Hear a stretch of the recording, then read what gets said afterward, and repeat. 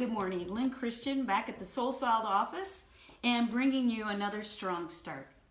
We're going to talk about leadership. We talked about it last week, and last week I talked about some of the traits, 21 traits of good leadership according to me and according to my experience. But today what we're going to talk about is not how leadership is given to you because you have a position bestowed upon you or because you have status or a title. We're going to talk about leadership, and we're going to go through Brené Brown's book, Dare to Lead.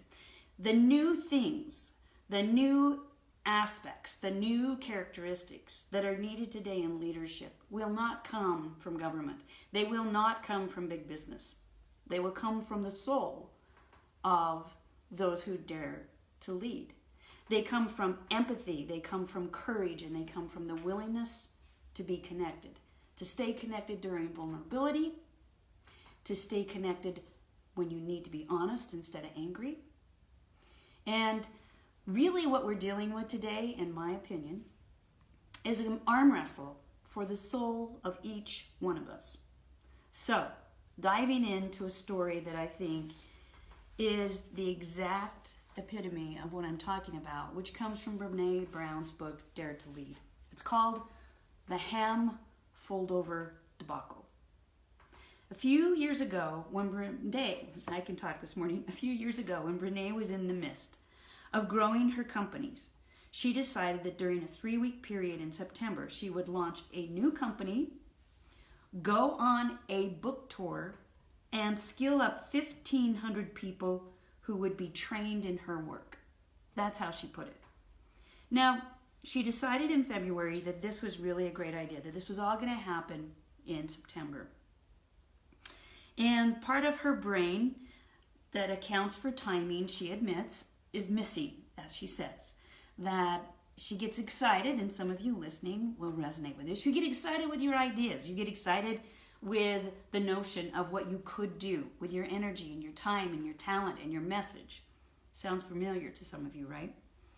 Well, by September, here she was in a very bad place. Actually, it was August before that. She was in a difficult place is what she would call it. The wheels were falling off of her life, both at home and at work. She'd been to one Pilates class that she hated.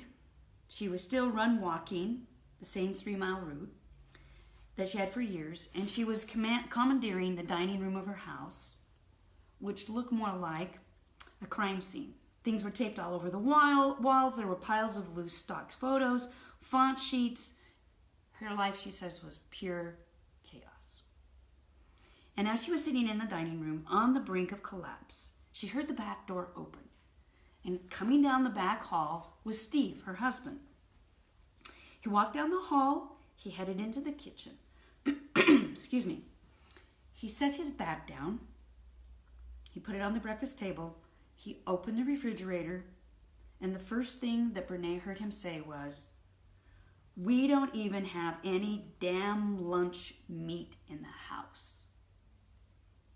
Now, in the past, when telling this story to the audience, Brené would ask for reactions, and some of the people would say, "Damn lunch meat?" They would say, one woman would say, "Leave him."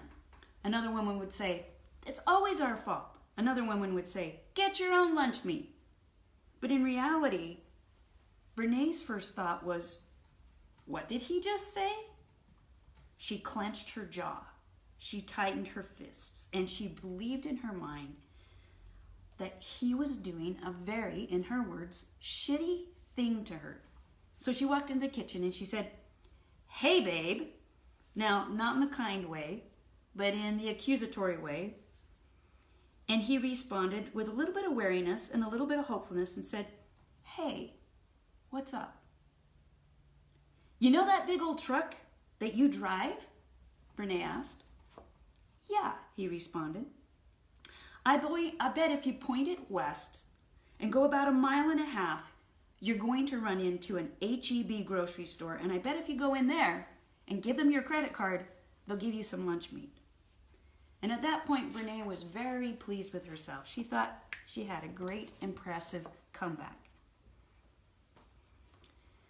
Then, Steve said, No, that's not what I'm going to do. I'm not going to I'm not going to go down there and take my credit card. But he looked at her with genuine worry and said, but are you okay? And Brene said, yes, I'm okay. I understand that it's 6:30 and you're pissed off and there's no dinner on the table, and I get it. Wait, what?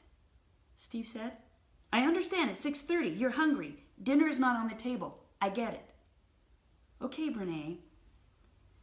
What's 30 times 365 is what Steve asked. Oh my goodness. On top of everything else, he's math shaming me, she thought in her head. He's totally math shaming me. She looked at him with a look that would make him know she was about to become unhinged.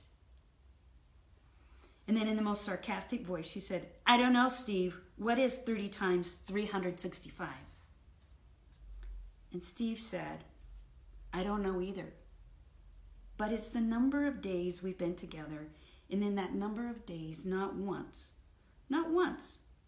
whatever that number is, have I ever come home and dinner's been on the table? Not once.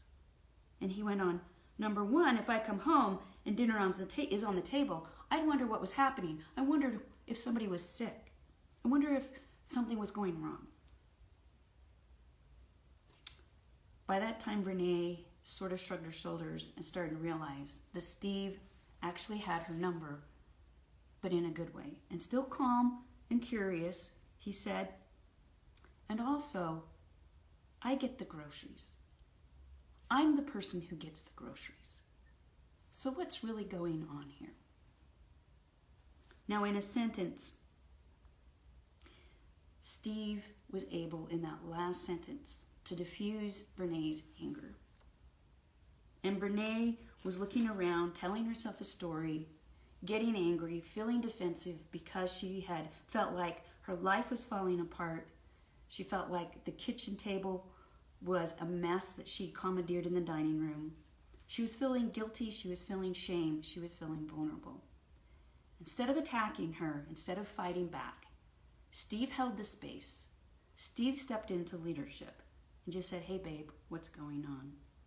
And at that point, Brene began to cry because Steve was willing to go to Chick-fil-A for the third night in a row and get dinner. But he told her, holding her tight in a big bear hug, that he loved her and that together they would talk about this and figure out what was going on and what they could do about it.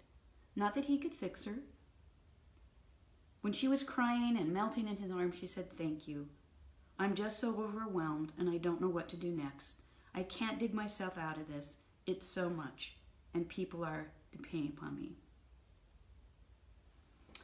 The leadership that Steve showed is the sort of leadership we need today. We need leadership for somebody to step into the arena in vulnerability and invite us into that power middle where vulnerability, compassion, and connection are. These are the people who will do this like Steve did, who will help us find a way to save our own souls, because that's what is at stake today. We don't need governments, we don't need religions, we don't need businesses telling us what to do or think. We don't need social media.